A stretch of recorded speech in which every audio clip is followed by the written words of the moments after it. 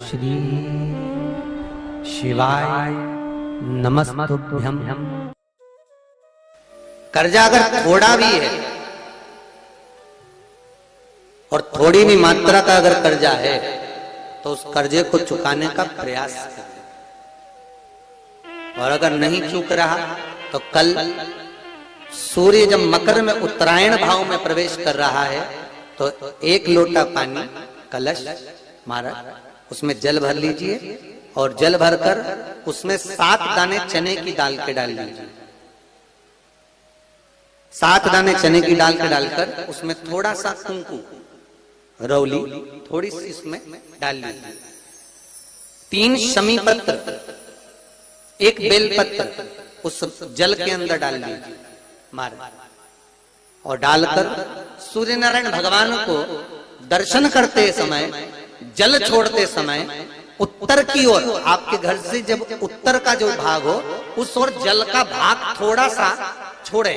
आखिरी का बचा हुआ जो जल और बेलपत्र और शमी पत्र है एक साथ जब पूणे तो जितना अपने मन में भाव हो कि हमारा इतना कर्जा है बाबा वो चूक जाए, या कोई पैसे नहीं दे रहा है उसका भी स्मरण कर सकते हैं कि हमारा इतना रुपया लेना है, और वो जल शमी पत्र बेलपत्र उसी समय पर नीचे डाल देना, उसका छींटा थोड़ा सा अपने ऊपर लेकर प्रवेश कर महाराज।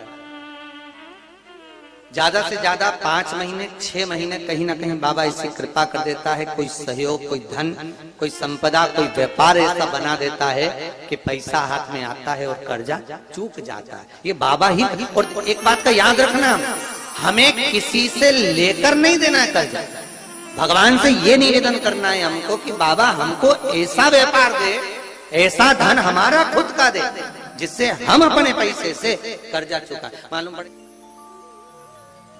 कर्ज मुक्ति के लिए कल आप लोग अर्घ अवश्य दें, सूर्य का स्मरण करें सूर्य देवता का, और अर्घ प्रदान करें। स्कंद पुराण उठाओ तो स्कंद पुराण में अगर मकर संक्रांति के क्रम को यदि पढ़ोगे तो मालूम पड़ेगा कि पूरे वर्ष में एक दिन ऐसा था जिस दिन भगवान शिव और नारायण ये दोनों, इसीलिए आज भी हिंदू धर्म में गुड़ के लड्डू तिल्ली के साथ मिलाते हैं। क्यों? उसका कारण कि शंकर और नारायण ये दोनों एक ही दिन एक ही पल गंगा का स्नान करने के लिए एक भगवान शिव।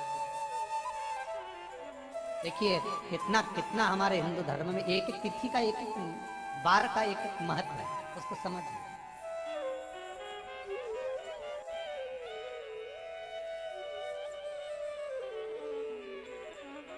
माता लक्ष्मी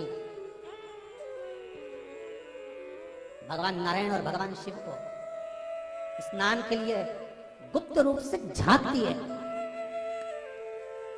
माता लक्ष्मी को देखा,